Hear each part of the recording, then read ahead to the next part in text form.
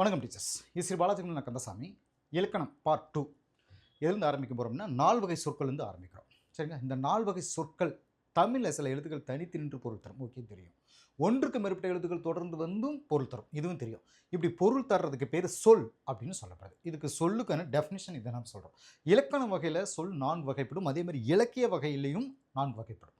சரி, இலக்கண வகையில் இருக்கக்கூடிய அந்த 4 வகை எது அப்படின்னா பெயர் சொல், வினைச்சொல், இடைச்சொல், உரிச்சொல். பெயர், வினை, இடை, உரி இப்படி சாட்டம் எழுதி வச்சுக்கோங்க. முதல்ல பெயர் சொல் அப்படின்னா என்னங்கிறது நம்ம பார்த்தலாம். பெயர் சொல் பாருங்க, சொல் பெயர் சொல் அப்படின்னா இப்போ பாரதி, பள்ளி, காளை இதெல்லாம் சொல்லலாம் இல்லைங்களா? கண், நன்மை, அதுக்கான எக்ஸாம்பிள் நம்ம சொல்லிப்போம். இப்படி தனித்து வந்து இப்போ ஒரு சொல் இருக்குது அப்படின்னா ஒன்றன் பெயரை குறிக்கிற சொல் அப்படின்றது என்னுடைய டெஃபினேஷன். இப்போ நம்ம என்ன பண்ணால் அதனுடைய மீனிங் நமக்கு நல்லாவே புரியும். பெயர் சொல்ல ஒரு பெயரை குறிக்கிற சொல், சார் இது கூட தெரியாதா? பட் இலக்கண முறைப்படி கொடுத்துருக்க அந்த வார்த்தைகள் ஒன்றன் பெயரை குறிக்கும் சொல், இதை மனப்பாடம் பண்ணிக்கோங்க. இதை எக்ஸாம்பிள் கேட்டுருக்காங்க. சரி, பெயர் சொல் 6 வகைப்படும். பொருள், இடம், காலம், சினை, குணம், தொழில் இப்படி சாட்டம் எழுதுவீங்க. பொருள், இடம், காலம், சினை, குணம், தொழில். அதாவது பொருள் பெயர், இடப்பெயர், காலப்பெயர் இப்படி மனப்பாடம் பண்ணுறதோட இப்படி சாட்டை கொண்டு போயிடலாம். பொருட்பெயர் முதல்ல எடுத்ததுமே நம்ம பார்க்குறது யார் அப்படின்னா பொருட்பெயர் தான். ஒன்றன், அதாவது என்ன சொன்னால் ஒன்றன் பெயரை குறிப்பது பெயர் சொன்னு பிடிச்சிருப்போம். பொருள் அப்படின்னா பொருளை குறிக்கும் பெயர். சரிங்க, இதெல்லாம் ஈஸி. இதில் உயிருள்ள பொருட்கள் இருக்குது, உயிரற்ற பொருட்கள் இருக்குது. மரம், செடி, மயில், நாற்காலி. நாற்காலியெல்லாம் பார்த்தீங்கன்னா அதுக்கு உயிர் இல்லை, ஆனால் அது பொருள் இல்லைங்களா? மரம் உயிர் இருக்குது, பட் அது ஒரு பொருள் அப்படின்னு வச்சுக்கிறோம். ரெண்டாவது இடப்பெயர்க்கான எக்ஸாம்பிளாக நம்ம சொல்லுவோம். இடப்பெயர் அப்படிங்கிறது ஒரு இடத்தோட பெயரை குறிக்கும் பெயர். சரிங்க, இதெல்லாம் ஈஸி தான். சென்னை, பள்ளி, பூங்கா இதெல்லாம் சொல்லிக்கலாம். அடுத்து காலப்பெயர், காலத்தை குறிக்கும் பெயர். சார் அது என்னன்னா நம்ம ஒட்டு மொத்தமாக இலக்கணத்தில் ஒரு வரி கூட மிஸ் பண்ணிடக்கூடாது அப்படிங்கிறதுக்காக இந்த மாதிரி ஈஸியான விஷயத்தையும் கொண்டு போயிட்டு இருக்கோம். இன்னும் நமக்கு டிஃபிகல்ட்டாக நிறைய உள்ளுக்குள் இருக்குது, அதெல்லாம் நம்ம கொஞ்சம் பார்க்க ஆரம்பிச்சிடலாம். காலத்தை குறிக்கும் பெயர் காலப்பெயர் அப்படின்னு சொல்லப்படுது. நிமிடம், நாள், வாரம், சித்திரை, ஆண்டு இதெல்லாம் எக்ஸாம்பிள். அதே மாதிரி சினை பெயர் ஒன்றன் பெயரை, அதாவது ஒரு உறுப்பின் பெயரை முழுமையாக குறிப்பது. சரிங்களா? முழுமையான ஒன்றின் பகுதிகளை குறிக்கும் பெயர்கள் சினை பெயர்கள் அப்படின்னு சொல்லப்படுது. முழுமையான ஒன்றின் பகுதி இதுதான் முக்கியமானது. கண், கை, இலை, கிளை இதெல்லாம் சொல்லலாம்.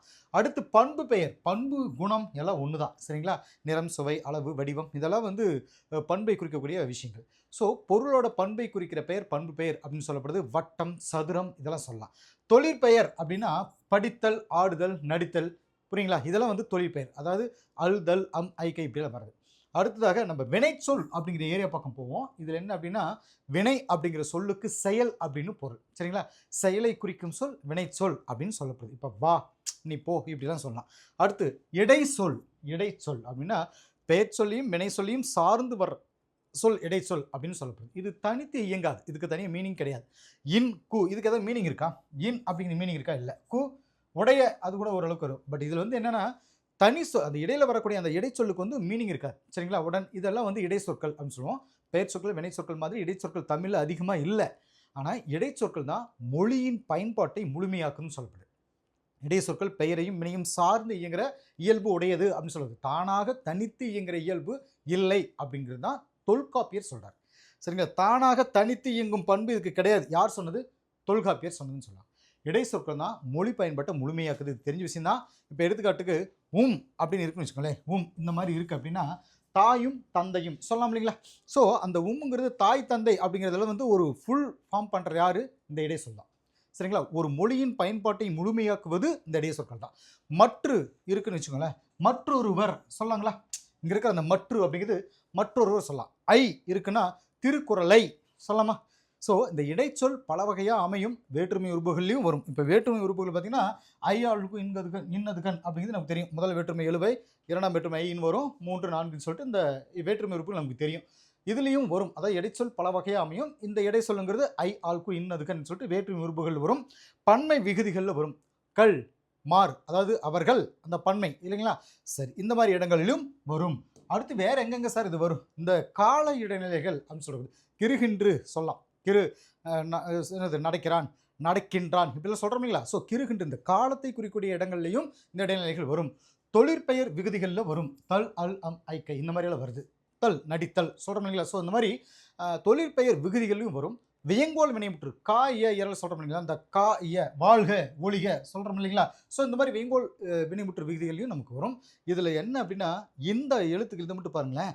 அதிகம் பயன்படுத்தக்கூடிய அந்த இடை சொற்கள் எதுன்னா ஓ, ஏ, தான், மட்டும், ஆவது, கூட இந்த வார்த்தைகளை மனப்பாடம் பண்ணிக்குவாங்க. இது வந்து தற்கால தமிழில் அதிகமாக பயன்படுத்தக்கூடிய இடை சொற்கள் அப்படின்னு சொல்லுவோம். இதுக்கு என்ன சொல்கிறோம் அப்படின்னா இந்த இடை சொல் பார்த்தீங்கன்னா எதிர்மறை, சிறப்பு, ஐயம். சரிங்களா? இந்த மாதிரியான பொருள்கள் வரும். இப்போ பாருங்க, எதிர்மறைக்குன்னா மழை பெய்தும் புழுக்கம் குறையவில்லை, அந்த பெய்தும் வருது இல்லைங்களா? ஸோ இந்த மாதிரி இடங்கள்ல அந்த இது வரும். அப்புறம் உயர்வு சிறப்பாக நம்ம சொல்லுவோம். சிறப்புன்னு வரும்பொழுது பார்த்தீங்கன்னா உயர்வு சிறப்பு, தாழ்வு சிறப்பு இருக்கு. இப்போ பாடகர்களும் போற்றும் பாடகர், புரியுங்களா? ஸோ இந்த மாதிரி இடைச்சொல் வந்து இப்படி வரும். அடுத்ததா ஓ, நெடில் ஓ, ஒளி இசை வினா சிறப்பு, அதாவது உயர்வுலையும் சரி இழிவு சிறப்புலையும் சரி வரும். அதாவது எதிர்மறை திருநிலை கழிவு பிரிநிலை அசநிலை இந்த மாதிரி 8 பொருள்ல வருவது இந்த ஓ அப்படின்ற இடைச்சொல். இப்போ இது யார் சொன்னதுன்னு நன்னூல் சொல்லியிருக்கோம், சரிங்களா? 8 பொருள்களும் வருவது எதுனா நன்னூல் சொன்ன ஒரு தகவல். இந்த மாதிரி ஏரியாவில் தாங்க கேள்வி எடுக்கிறாங்க. இப்போ தற்காலத்தில் பார்த்தீங்கன்னா ஓகார இடைச்சொல் வந்து பிரிநிலை பொருள் அதிகமாக வருது. அதை தவிர ஐயம், அப்புறம் உறுதியாக கூற முடியாமை, கொஞ்சம் டவுட்டில் மதில் மேல் போன மாதிரி உறுதியாக கூற முடியாமை, அப்புறம் மிகை, இது அல்லது அது, இதுவும் இல்லை அதுவும் இல்லை, மொத்தத்தில் ஒரு சென்டர்னு வச்சுக்கோங்களேன். இந்த மாதிரி இடங்கள் வரும். இப்போ பாருங்க, ஐயம் ஒரு டவுட்டுக்கு பாருங்க, இன்றைக்கு மழை பெய்யுமோ, ஓ, புரியுங்களா? இன்றைக்கு மழை பெய்யுமோ, அந்த ஓ வருது பாருங்க, ஒரு ஐயம். ஐயம் அப்படிங்கிற இடத்துல வந்து வரக்கூடியது இதை நம்ம சொல்கிறோம் ஓ. அடுத்து பாருங்க, பூங்கொடியோ மலர்கொடியோ பேசுங்கள். ஸோ இது அல்லது அது. ஸோ பூங்கொடியோ ஓ, மலர்கொடியோ ஓ, இது இதை யாராவது ஒருத்தர் பேசுங்க, இது அல்லது அது அப்படிங்கிற இடங்களில் வரும். அடுத்து இதுவும் இல்லை அதுவும் இல்லை அப்படிங்கிறத ஓ எப்படி வரும்? பாலுவோ கண்ணனோ பேசாதீர்கள், இதுவும் இல்லை அதுவும் இல்லை, இந்த மாதிரி இடங்கள்லையும் வரும், சரிங்களா? ஸோ ஓ எந்தெந்த இடங்களில் வரும் அப்படிங்கிறதுக்கான ஒரு தகவல்களை நம்ம பார்ப்போம். அடுத்து ஏ, ஏ நெடில் ஏ, ஏகார இடை சொல் பிரிநிலை வினா எண் ஈற்றசை தேற்றம் இசைநீர் இந்த மாதிரியான 6 பொருளில் வரும் அப்படின்னு நன்னூல் குறிப்பிடுகின்றது, சரிங்களா? இதை வந்து மெயினில் வச்சுக்கோங்க. நன்னூல் சொன்ன தகவல், நான் சொன்ன தகவல் இல்லை, நன்னூல் சொன்ன தகவல், சரிங்களா? தற்காலத்தில் ஏகாரம் தேற்ற பொருளில் வரும். தேற்ற பொருள் என்ன சார்? அழுத்த பொருள், அழுத்தமாக சொல்கிறது, சரிங்களா? தேற்ற பொருள் வரும். இப்போ அண்ணல் காந்தி அன்றே சொன்னார், அழுத்த பொருள் அன்றே ஏ சொன்னார், சரிங்களா? நடந்தே வந்தான், அந்த ஏ வருது பாருங்க. ஸோ அந்த இடத்துல சொல்கிறது, ரைட்? இப்போ ஏ எங்கே வந்தது, எந்த இடத்துல வருது அப்படின்னு நமக்கு தெரியும். தான் அப்படின்றது பார்ப்போம். தான் அப்படிங்கிற இடை சொல்லும் அழுத்த பொருள் தான் வரும், சரிங்களா?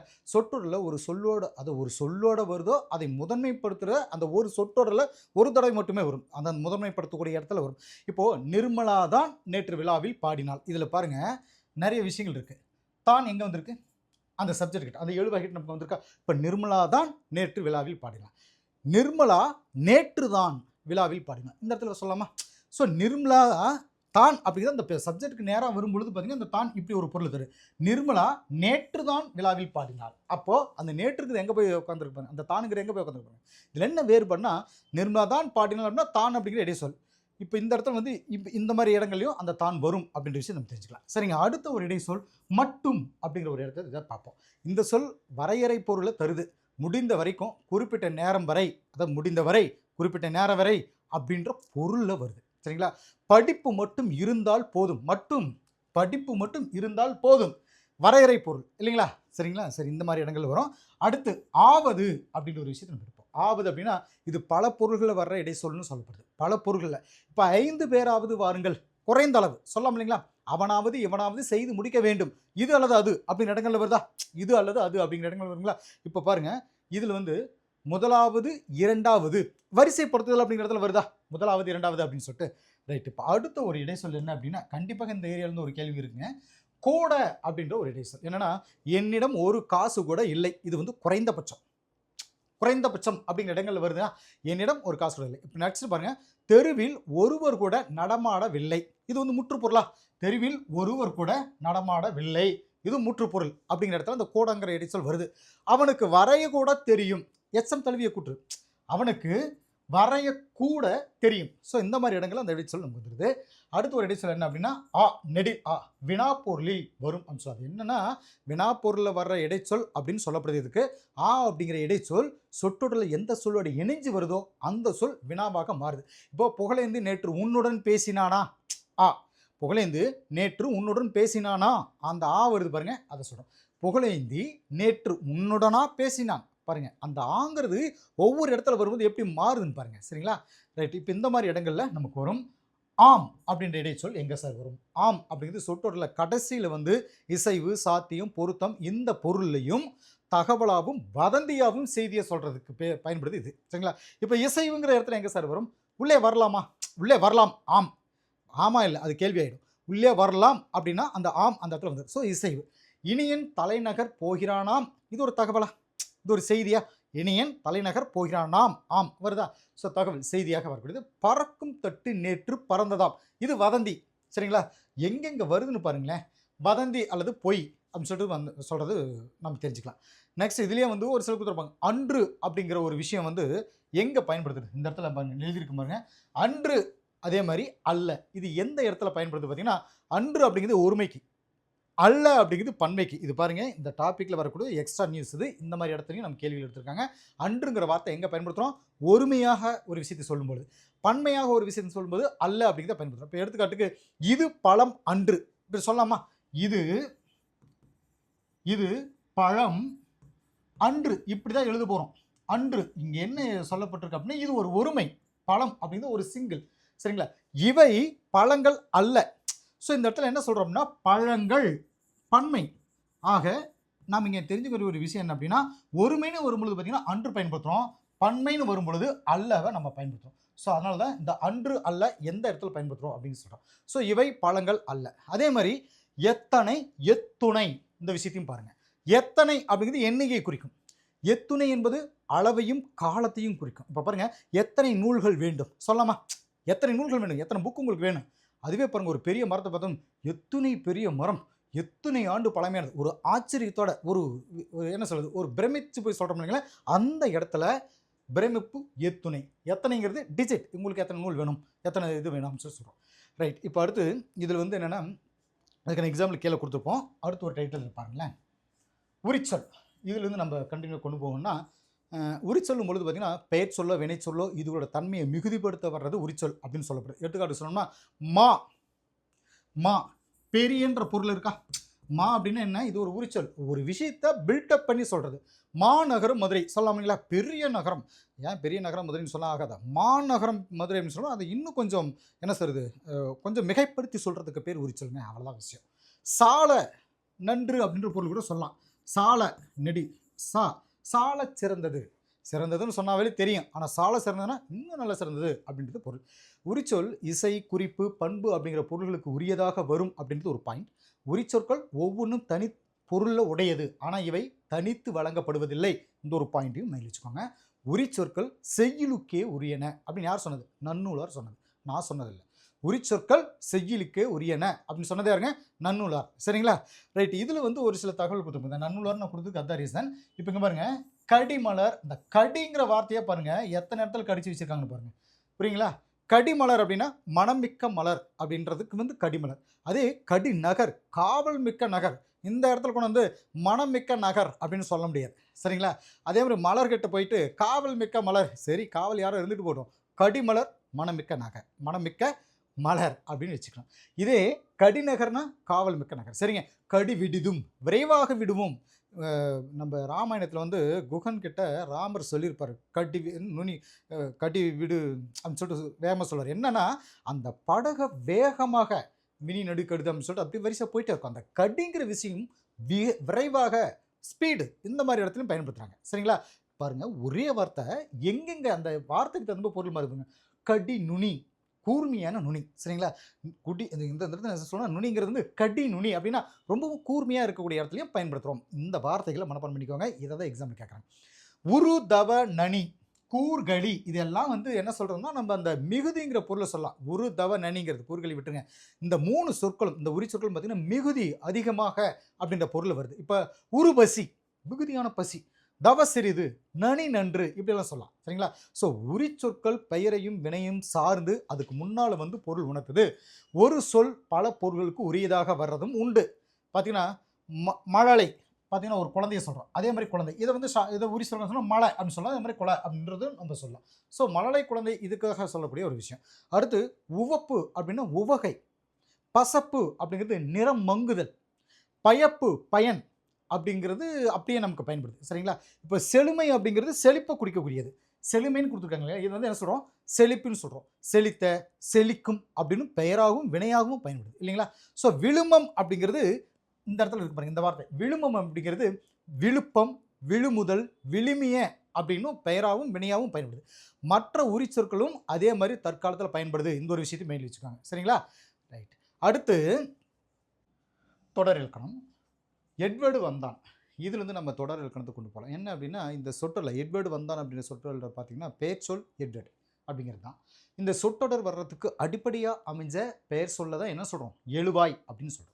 இப்போது கனகாம்பரம் பூத்தது இருக்குது அப்படின்னா இந்த சொற்றொடரில் வினைச்சொல் பூத்தது இல்லைங்களா, அது என்ன செயல் செய்யுது அதான் வந்து நம்ம வினைச்சொல்ல சொல்கிறோம். இந்த வினைச்சொல்லு தான் வந்து பயனிலை அப்படின்னு சொல்கிறோம். பயனிலை, எழுவாய், பயனிலை, செயல்படு பொருள், இந்த ஆர்டரில் வரணுங்க.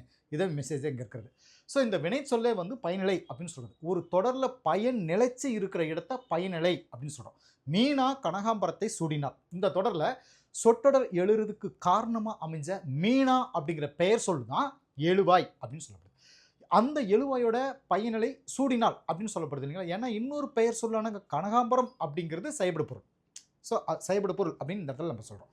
எழுவாய் ஒரு வினையை செய்கிறதுக்கு அடிப்படையாக தேர்ந்தெடுக்கப்பட்ட பொருள் தான் செயல்படு பொருள் அப்படின்னு சொல்லப்படுது. சரிங்களா, செயல்படு பொருளுக்கான டெஃபினிஷன். ஒரு தொடரில் எழுவாயும் செயல்படு பொருளும் பெயர் சொல்லாவும் பயனிலை வினைமுற்றாகவும் இருக்கும். வினைமுற்றாக அது வந்து ஒரு வினையாக தான் இருக்கும். பயனிலை மேக்ஸிமம் பார்த்தீங்கன்னா சூடினால் இதெல்லாம் பார்த்தீங்கன்னா ஒரு வினையாக தான் இருக்கும். அது வந்து முற்றாக இருக்கும், முற்று பெற்றதாக இருக்கும். சரி, பயனிலை அந்த தொடருடைய பயன் நிலைச்சு இருக்கிற இடம்னு சொல்லப்படுது. சரிங்களா, ஒரு தொடரில் செயல்படு பொருள் இருக்க வேண்டும் அப்படின்ற கட்டாயமெல்லாம் கிடையாதுங்க. செயல்படு பொருள் தோன்றக்கூடிய தொடர் விளக்கமாக இருக்கும். சரிங்களா, இப்போ படித்தாய் இப்படி இருக்குன்னு வச்சுக்கோங்களேன். படித்தாய், இந்த தொடரில் படித்தாய் அப்படிங்கிறது பயனிலை. நீ படித்தாய் அப்படிங்கிறது தான் அதனுடைய பொருள் வரும். அப்போ நீ அப்படிங்கிற எழுவாய் வெளிப்படையாக தெரியல, இதை தோன்றா எழுவாய் அப்படின்னு சொல்லுவாங்க. சரிங்களா, தோன்றா எழுவாய். நான் வந்தேன், இந்த தொடரில் பார்த்தீங்கன்னா நான் வந்தேன் இப்படி இருக்கு இல்லைங்களா. இந்த தொடரில் வினைமுற்று பயனிலையாக வந்திருக்கு. இது வந்து பார்த்தீங்கன்னா வினை பயனிலை அப்படின்னு சொல்லப்படுது. சரிங்களா, நான் வந்தேன் அப்படிங்கிறது. சொன்னவள் கலா, இங்கே கலா அப்படிங்கிற பெயர் சொல் பயனிலையாக வந்திருக்கு. சரிங்களா, இது பெயர் பயனிலை அப்படின்னு சொல்லப்படுது. விளையாடுபவன் யார், இங்கே யார் அப்படிங்கிறது வினாச்சொல். இங்கே விளையாடுபவன் யார் அப்படின்னு இந்த இடத்துல வந்திருக்கு அப்படின்னா இது வந்து ஒரு வினை, என்ன சொல்றது, ஒரு வினாவாக வருது. வினாச்சொல் பயனிலையாக வந்திருக்கு. இது வினா பயனிலை, இவ்வளோதான். சரிங்களா, சில இடங்களை தவிர ஒரு சொற்றொடரில் எழுவாய், பயனிலை, செயல்படு பொருள் இந்த வரிசையில் தான் வரணும் அப்படின்ற எந்த கட்டுப்பாடு இல்லை. தமிழுடைய ஸ்பெஷல் இதுவும் ஒன்று. அதாவது தொடர் அமைப்புடைய சிறப்புகளில் இதுவும் ஒன்று. எடுத்துக்காட்டுக்கு நான் பாடத்தை படித்தேன், புரியுங்களா, நான் பாடத்தை படித்தேன். இந்த இடத்துல என்ன சொல்லிருக்கு, நான் எழுவாய், பாடத்தை செயல்படு பொருள், அங்கே படித்தேன் பயனிலை, எழுவாய் செயல்படு பொருள் பயனிலை இப்படி வந்திருக்கு. பாடத்தை நான் படித்தேன் இப்படி வரும்போது பார்த்தீங்கன்னா ஃபஸ்ட்டு செயல்படு பொருள் வந்துடுது, அடுத்து நானுங்கிற எழுவாய் வந்துடுது, படித்தேன் அப்படின்ற பயனிலை வந்தது. இப்படியும் நம்ம தமிழ் வரும். அடுத்து பாருங்க, படித்தேன் நான் பாடத்தை, இதில் பாருங்க பயனிலை முதல்ல வந்துடுது, நான் அப்படிங்கிற எழுவாய் சென்ட்ரல் வந்துடுது, லாஸ்ட்டில் தான் செயல்படு பொருள் பாடத்தை அப்படிங்கிறது வந்துடுது. இதே மாதிரி தான் நான் இதில் இது வந்து வரிசை நிறையா சொல்லலாம். என்ன அப்படின்னா நான் படித்தேன் பாடத்தை அப்படின்னா நான் எழுவாய், படித்தேன் பயனிலை, அதே மாதிரி பாடத்தை செயல்படு பொருள். பாடத்தை படித்தேன் நான், இதில் பாருங்கள் எத்தனை வகைகள் நமக்கு வருது. பாடத்தை செயல்படு பொருள், படித்தேன்றது பயனிலை, நானுங்கிறது எழுவாய் இல்லைங்களா. சரி, இந்த மாதிரியாக நம்ம தமிழில் ஸ்பெஷல் அப்படின்னு சொல்லுவோம். இப்போ அடுத்து பாருங்கள், நல்ல நூல் ஒன்று படித்தேன், பெயரடை. இப்போ என்ன சொல்கிறேன்னா இந்த தொடரில் நல்ல அப்படின்ற சொல் எழுவாயாக வர்ற பெயர் சொல்லுக்கு அடையாக வருது. இப்படி அந்த இப்படியாக அமைகிற பெயரடை, இதுக்கு பேர் பெயரடைன்னு சொல்கிறோம். ஒரு பெயர் சொல்லுக்கு, சரிங்களா, பெயர் சொல்லுக்கு அடையாக வரனால இது பெயரடை அப்படின்னு சொல்கிறோம். இப்போது மகிழ்நன் மெல்ல வந்தான், மகிழ்நன் மெல்ல வந்தான். இந்த தொடரில் பார்த்தீங்கன்னா மெல்ல அப்படிங்கிற சொல் வந்தான் அப்படின்ற வினை பயனிலைக்கு அடையாக வந்திருக்கு. இதை வினையடை அப்படின்னு சொல்கிறோம். இப்போது தன்வினை பிறவினை அப்படின்ற ஒரு தனி ஒரு பேக்கேஜ், தனியாக ஒரு விஷயத்தை நம்ம பார்க்கலாம். தன்வினை பிறவினை அப்படிங்கிறது. பந்து உருண்டது, இது வந்து நம்ம என்ன சொல்கிறோம், பந்து உருண்டது தன்வினை, உருட்ட வைத்தான் அது பிறவினை. இதுதான் தன்வினைக்கு பிறவினைக்கு இருக்கிற வித்தியாசம். எழுவாய் ஒரு வினையை செஞ்சால் அது தன்வினை, சரிங்களா. எழுவாய் ஒரு வினையை செய்ய வச்சா அது பிறவினை, அவ்வளோதாங்க. பிறவினைகள் அப்படிங்கிறது வி பி அப்படின்னு சொல்லிட்டு இந்த மாதிரியான விகுதிகளை கொண்டு செய், வை, பண்ணு அப்படின்னு இந்த மாதிரியான துணைவினைகள் இணைச்சும் உருவாக்கப்படுது. இதுதான் அதில் இருக்கக்கூடிய டெஃபினிஷன். இப்போ தன்வினை அப்படின்னா அவன் திருந்தினான், அவர்கள் நன்றாக படித்தனர், சரிங்களா, இதெல்லாம் சொல்லலாம். பிறவினை அப்படின்னா அவனை திருந்த செய்தான், தந்தை மகனை நன்றாக படிக்க வைத்தார், புரியுங்களா. ஸோ பள்ளிக்கு புத்தகங்கள் வருவித்தார். இப்போ டைரெக்டாக செய்யாமல் இன்னொரு இன்டைரக்டாக செய்கிறது. இப்போ செய்வினை செய்பாட்டு வினைன்ற ரெண்டு விஷயத்தை பார்ப்போம். செய்வினை செய்பாட்டு வினை. இதில் பாருங்கள், அப்பா சொன்னார், இது வந்து செய்வினை தொடர்.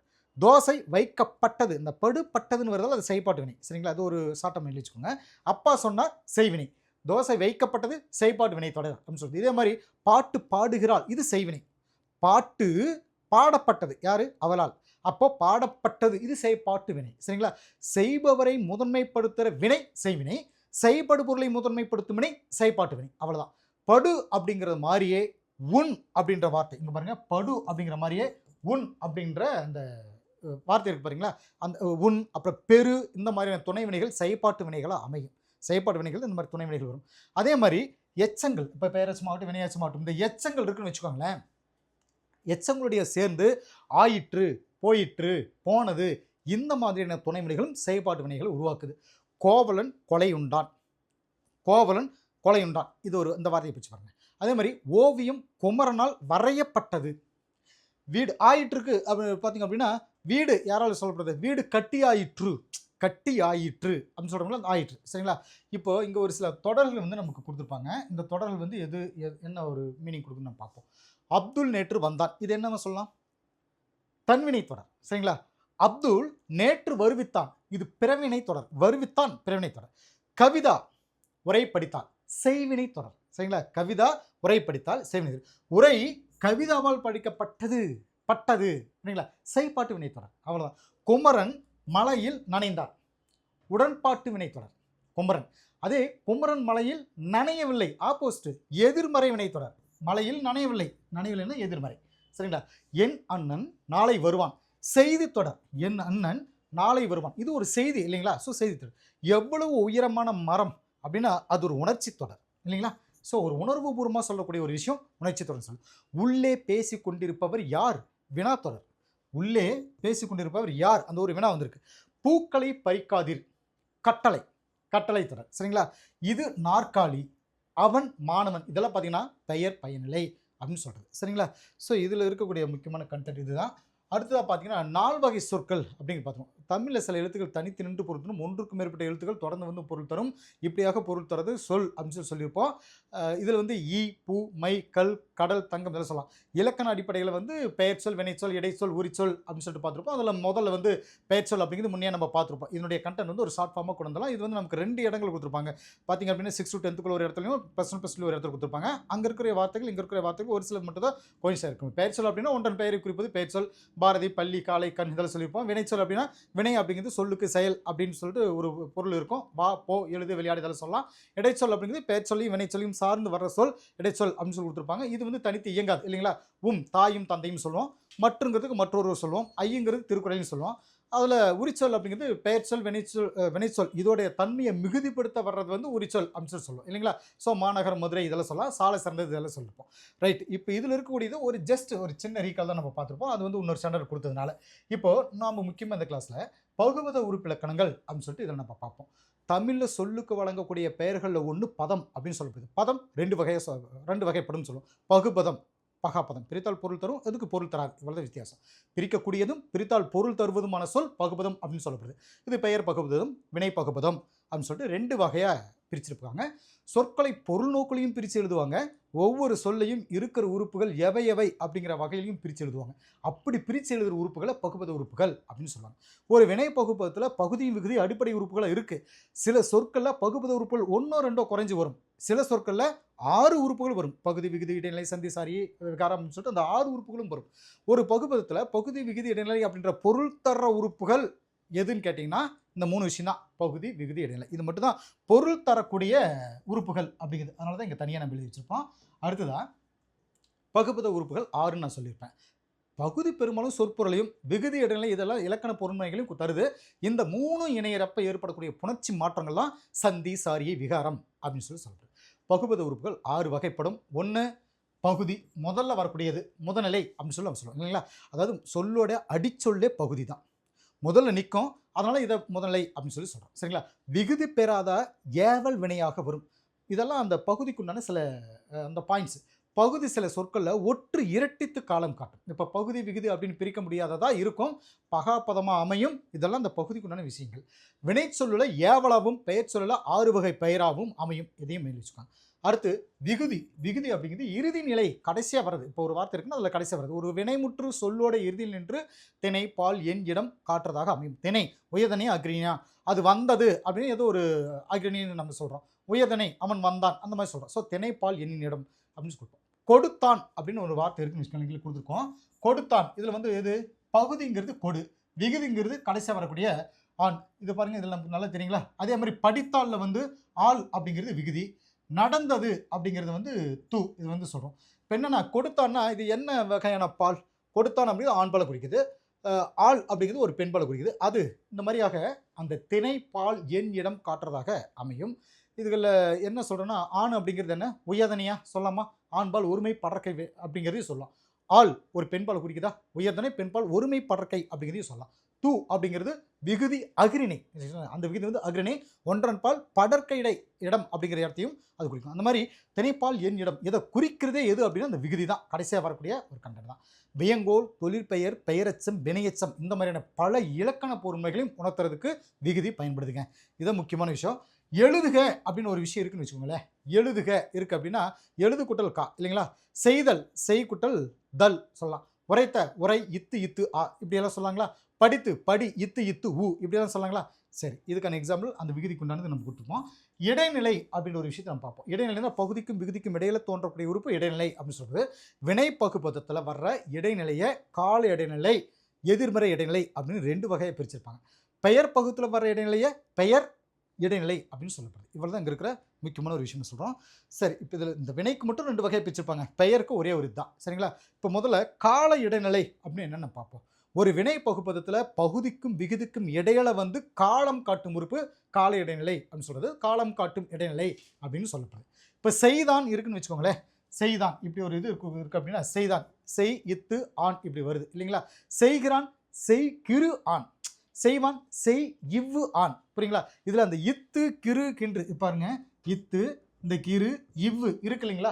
இதுதான் அந்த காலத்தை காட்டும். இப்போ நம்ம பகுபது உறுப்புகளில் அந்த இடைநிலையை மட்டும் நம்ம கண்டுபிடிச்சிட்டோம் அப்படின்னா அந்த வார்த்தையை ஈஸியாக நம்ம கண்டுபிடிச்சிடலாம். இதில் 4 வகை இருக்குது அந்த இடைநிலை. இறந்த கால இடைநிலை, இத்து இட்டு இரு இன்னு. இதை மனப்பாடம் பண்ணிக்கோங்க, ரொம்ப ரொம்ப முக்கியமானது. இதை மட்டும் நீங்கள் நல்லா ஸ்ட்ராங்காக மனப்பாடம் பண்ணி இந்த 4 விஷயத்தை மட்டும் தெரிஞ்சு வச்சுட்டு அப்படின்னா இடைநிலை உங்களுக்கு ஈஸி. ஏன் ஒட்டுமொத்த பகுபது உறுப்பினர்களும் உங்களுக்கு ஈஸி தான். இடைநிலை மட்டும்தான் கொஞ்சம் கஷ்டம். அதை மட்டும் நம்ம இந்த 4 விஷயத்தை மனப்பாடம் பண்ணிட்டால் போதும். இறந்த கால இடைநிலை இத்து இட்டு இரு இன்னு இதை மைண்டில் வைங்க. ஏன்னா அந்த இடைநிலை வந்து காலத்தை காட்டும்.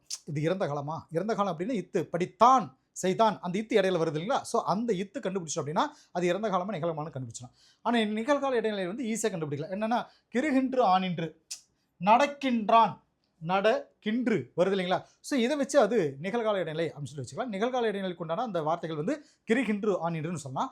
எதிர்கால இடைநிலைக்கு இப்பு இவ்வு, பார்ப்பான் வருவான். ஸோ எதிர்காலத்தை குறிக்கிறதுனால இப்பு இவ்வு இதையும் மைண்டில் வச்சுக்கோங்க. எதிர்மறை இடைநிலை அப்படின்னா ஆ அள் இல் இதையும் மனப்பாடம் வச்சுக்கோங்க. ஸோ இந்த 4 வெரி வெரி இம்பார்ட்டன்ட். இந்த இடைநிலைகள் இருக்கக்கூடிய இந்த வார்த்தைகளை மட்டும் நல்லா மைண்டில் வச்சுட்டோம் அப்படின்னா போதும். இதுக்கான எக்ஸாம்பிள் நம்ம சொல்லுவோம். ஓடாது ஓடு குட்டல் ஆ குட்டல் து, காலை அப்படின்னா காணலன் அப்படிங்கிறது அங்கே விஷயம். காணலன் 3 சொல்லினா ஸோ கான் அப்படின்றது ஒரு ஏவலாக பகுதி வருது, இது விகுதியாக வருது. இடைநிலை வந்து அல் அப்படிங்கிறது நமக்கு வந்தது. ஸோ எதிர்மறை இடைநிலை அப்படிங்கிறதுக்கான அந்த வார்த்தைகள் ஆ அல் இல் அப்படிங்கிற விஷயம் சரிங்களா? சரி, எதிர்மறை இடையில எதிர்மறை வினை சொற்களில் பகுதிக்கு விகுதிக்கு இடையில வந்து எதிர்மறையை உணர்த்தக்கூடிய இடைநிலை எதிர்மறை இடைநிலைன்னு சொல்கிறோம். இது வந்து அதுக்கான ஒரு விரிவாக்கமாக வச்சுக்கோங்க. ஆ நெடில் ஆ அப்படிங்கிற எதிர்மறை இடைநிலைக்கு அடுத்து உயிர்மை வந்துச்சு அப்படின்னா ஆ அப்படிங்கிற எழுத்துக்கு அடுத்து உயிர்மை வந்துச்சுன்னா கெடாமல் வரும். உயிரெழுத்து வந்துச்சுன்னா தன் பொருளை நிறுவி கெட்டு வரும். இப்போ ஓடாது ஆ ஓடா து பாருங்க, அடுத்து உயிர்மை எழுத்தாக நமக்கு வரும் இல்லைங்களா? ஸோ ஓடு ஆ து. இப்போ காணலன் கான் அல் அன் இப்படியெல்லாம் நம்ம வரிசை சொல்லலாம். இப்போ அடுத்ததாக இதுலேயே வந்துட்டு பெயர் இடைநிலை அப்படின்னு ஒரு விஷயத்தை நம்ம பார்ப்போம். இதில் வந்து நமக்கு அந்த இடைநிலை சொல்லிட்டு நம்ம தனியாக வந்துட்டுல பெயர் கொண்டான இந்த பெயர் இடைநிலை நம்ம பார்ப்போம். முதல்ல கால இடைநிலை பார்த்தோம், எதிர்மை இடைநிலை பார்த்தோம், அடுத்து பெயர் இடைநிலையை நம்ம பார்ப்போம். இதில் வந்து பெயர் இடைநிலை இந்த இடத்துல இருக்கு இல்லைங்களா? ஸோ இதில் வந்து என்ன நம்ம தெரிஞ்சு போகிறோம்னா ஒரு ஆக்க பெயர் சொல்ல பெயர் பகுதியை விகுதியோடு இணைக்கிறதுக்கு வர்ற இடைநிலை பெயர் இடைநிலை அப்படின்னு சொல்லுவோம். இதுக்கான டெஃபினிஷன் தான். இதுக்கான எழுத்துக்கள் பாருங்க, இச்சு இஞ்சு இந்து இத்து இவ்வு இல்லைங்களா? இந்த மெய்கள் பெயர் இடைநிலைகளாக வரும். எடுத்துக்காட்டுக்கு தமிழச்சி, தமிழச்சி பாருங்க, தமிழ் ஆ இச்சாக நமக்கு வருது பாருங்க. இந்த மாதிரி வரக்கூடியது தமிழச்சி, தமிழ் ஆ இச்சு இச்சு ஈ அப்படி வருது. இதுக்காக நம்ம பெயர் இடைநிலை சொல்கிறோம். அடுத்து சந்தி, இதுக்கு உண்டான அந்த டெஃபினிஷன் நம்ம பார்ப்போம். சந்தி அப்படிங்கிறது புணர்ச்சி அப்படின்ற பேரும் இருக்குது, அதுக்கு இன்னொரு பேர் இருக்குது. இது கூட எக்ஸாம்பிள் கேட்க வாய்ப்பு இருக்குது. பகுதி விகுதி இடைநிலை இந்த பகுதி உறுப்புகள் புணர்றப்ப இடையில வரக்கூடிய உறுப்பு சந்தி அப்படின்னு சொல்கிறது. மற்ற உறுப்புகளையும் இணைக்கும். பெரும்பாலும் பகுதிக்கு இடைநிலைக்கு தான் வரும். பகுதி இப்போ இந்த இடத்துல பகுதி இருக்குன்னு இது இடைநிலைன்னா இதுக்கு இடையில தான் வரும் சந்தி அப்படிங்கிறது. மற்ற உறுப்புகளையும் இணைக்கும் சரிங்களா? ஆனால் புணர்ச்சி அப்போ பார்த்தீங்கன்னா ஏற்படக்கூடிய இந்த விகாரங்கள்னு சொல்லக்கூடிய தோன்றல் தெரிதல் கெடுதல் இந்த சந்தி இது வந்து இடங்களில் வரக்கூடியது வந்து சந்தி அப்படின்னு சொல்லப்படும். புரியுங்களா? ஒரு எழுத்து தோன்றுதலை சந்தி அப்படின்னும் மற்ற திரிதலையும் கெடுதலையும் விகாரம் அப்படின்னு சொல்லுவோம். பெரும்பாலும் இத்து இப்பு இக்கு, அதாவது தாப்பாக்கா அப்படின்னு மனசு வச்சுக்கோங்களேன். இத்து இப்பு இக்கு அப்படின்ற 3 எழுத்துகளில் ஒன்று சந்தியாக வரும். சரிங்களா? இதை வச்சுக்கோ நம்ம ஈஸியாக நம்ம எது சந்தி எழுத்து இல்லைன்னு நம்ம கண்டுபிடிச்சிடலாம். உடம்புடு மெய்கள்னு சொல்லக்கூடிய அந்த இவ்வு ஈயு, அதாவது யா போட்டு புள்ளி வச்ச ஈயு இவ்வு, இந்த உடம்புடு மெய்கள் சொல்லக்கூடிய இது சந்தியாக வரும். சரிங்களா? பகுபத உறுப்புகளில் அடங்காமல் 7வது உறுப்பாக புறத்துறுப்பாக, அதாவது பகுபத உறுப்புகளில் அடங்காமல் 7வது உறுப்பாக வர்ற புறத்துறுப்பு எழுத்து பெறு அப்படின்னு சொல்லப்படுது. இப்படியே தான் எக்ஸாம்பிள் கேட்டிருந்தாங்க, இந்த வரிகள் தான் கேட்டிருந்தாங்க. சரிங்களா? சாரியை வர வேண்டிய இடத்துல புள்ளி வச்ச எழுத்து உயிர் ஏற இடம் கொடுத்து வந்துச்சுன்னா அதை எழுத்து பெறு அப்படின்னு சொல்லலாம். விகுதி தனியாக வராமல் துணையாக வர்ற எழுத்தை எழுத்து பெறுன்னு சொல்லலாம். இதுக்கான சில டெஃபினேஷன். எழுத்து பெரு காலம் காட்டாது. சரிங்களா? இப்போ எழுத்து பெருடைய வார்த்தைகளை பாருங்க டிஃப்ரெண்டாக இருக்கும். பாடுதி பாருங்க, பாடு இத்து ஈ இப்படி வருது. மொழியாதான் மொழி ஈ ஆ இத்து ஆன் இப்படி வரும் பொழுது இப்போ இதில் வரக்கூடிய இந்த சொற்களில் ஈ வருது பாருங்க, இந்த ஈ இதை வந்து நம்ம சொல்லலாம். இந்த ஈ அப்படின்னு அந்த முன்னிலை ஒருமை வினைமுற்று விகுதிக்கு முன்னாடி ஆ வந்துச்சுன்னு வச்சுக்கோங்களேன். ஆ அப்படிங்கிற எதிர்மறை இடைநிலைக்கு பின்னாடி வர்ற இத்து அப்படிங்கிறத எழுத்து பேரு அப்படின்னு சொல்லி சொல்கிறோம். ஆ அப்படிங்கிற எதிர்மறைக்கு முன்னாடி வரக்கூடிய இத்து இது வந்து எழுத்து பேரு அப்படின்னு சொல்லி சொல்கிறோம். சரிங்களா? ஸோ எழுத்து பேருக்கு உண்டான அந்த டெஃபினிஷன். சாரியை இதில் என்ன நம்ம தெரிஞ்சு போகிறோம்னா, பகுதியோட இடைநிலையும் இடைநிலையோட விகுதியும் பொருத்தமாக சார்ந்து வர்ற உறுப்பு சாரியை அப்படின்னு சொல்லப்படுது. பெரும்பாலும் சாரியை பார்த்தீங்கன்னா இடைநிலைக்கும் விகுதிக்கும் இடையில வரும். இப்போ அதுக்கு எக்ஸாம்பிள் சொல்லணும்னா, பார்த்தனன் இருக்குன்னு வச்சுக்கோங்களேன். பார்த்தனன், இப்போ பார் இத்து இத்து அன் அன் இந்த சொல்லில் இடைநிலைக்கும் விகுதிக்கும் இடையில வர்ற அன் அப்படிங்கிறது தான். இப்போ இங்கே இருக்கு பாருங்க, இதை சாரியை, இது வந்து இடைநிலை, இது வந்து விகுதி. ஸோ இடைநிலைக்கும் விகுதிக்கும் இடையில வரக்கூடிய அந்த அன் அப்படிங்கிறது சாரியை அப்படின்னு நம்ம சொல்கிறோம். சரிங்களா? ஸோ சந்தி வர வேண்டிய இடத்துல உயிர்மை எழுத்து வந்துச்சுன்னா அதை சாரியை அப்படின்னு சொல்லணும். தருகுவன் இருக்குன்னு வச்சுக்கோங்களேன். இந்த மாதிரி ஒரு எக்ஸாம்பிள் தருகுவன். இப்போ பாருங்க, இது வந்து ஒரு விகாரத்துக்கு உண்டான ஒரு எக்ஸாம்பிள் சொல்லலாம். தா அப்படிங்கிறது வந்து விகாரமாக தரு இந்த மாதிரி பொருள் வரும் பாருங்க. இப்படி வரதையெல்லாம் வந்து விகாரத்துக்கு நம்ம எக்ஸாம்பிளாக சொல்லலாம். ஸோ தா இந்த இடத்துல வரக்கூடிய பகுதிக்கும் இடையில, அதாவது பகுதிக்கும் இடைநிலைக்கு இடையில வரக்கூடிய அந்த கூ அப்படிங்கிறது இது வந்து இடைநிலை. இவ்வு இருக்குங்களா, இப்போ இவ்வுங்கிறது இடைநிலை நம்ம பிரிச்சுப்போம். ஸோ இதுக்கு இடையில வரக்கூடியது இந்த பகுதிக்கும் இடைநிலைக்கும் இடையில வரக்கூடிய இந்த இதை வந்து நம்ம சாரியை அப்படின்னு சொல்லிட்டு நம்ம சொல்கிறோம். சரிங்களா? ஸோ சாரியைக்கு பொருள் கிடையாது. அன் அப்படிங்கிறதுக்கு விகுதியாக வர்றப்ப அன் அப்படிங்கிறத சாரியையாக வரும். சரிங்களா? ஆன் ஆல் ஆர் இந்த விகுதிகள் வர்றப்ப அன் சாரியையாக வராது. இது ஒன்று மைண்டில் வச்சுக்கோங்க.